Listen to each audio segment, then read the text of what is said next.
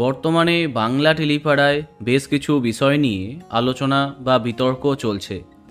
একদিকে যেমন কম জনপ্রিয় ধারাবাহিকগুলি বন্ধ হচ্ছে, অন্যদিকে কিছু ধারাবাহিকে নায়ক আর নায়িকার মধ্যে সমস্যা দেখা দিয়েছে।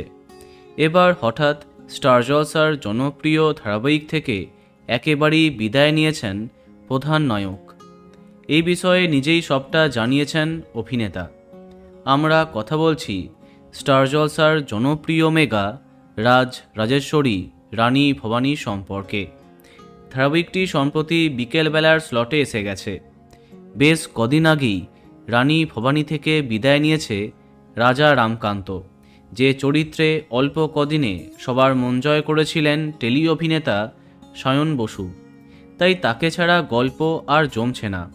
অনেকেই জানতে চাইছিল তার কবে কামব্যাক হবে, অর্থাৎ রামকান্ত আবার কবে রানী ভবানীতে ফিরবে। এই প্রশ্ন গত বেশ কিছু সপ্তাহ ধরে চলছিল। অবশেষে অভিনেতা নিজেই একটি ছোট্ট ভিডিও পোস্ট করে সবটা জানিয়ে দিলেন।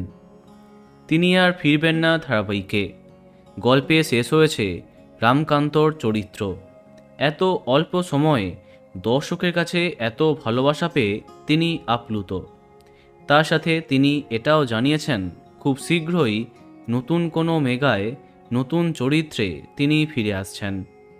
বলা বাহুল্য, তার এমন বার্তায় মন খারাপ সেই সমস্ত দর্শকের যারা রামকান্তর কামব্যাকের জন্য অধীর আগ্রহে অপেক্ষা করছিল। তো বন্ধুরা, এ বিষয়ে তোমার কি মন্তব্য কমেন্টে জানাতে পারো। আর এই রকমই আরও অনেক ভিডিও পেতে সাবস্ক্রাইব কারেন্ট বস। ধন্যবাদ।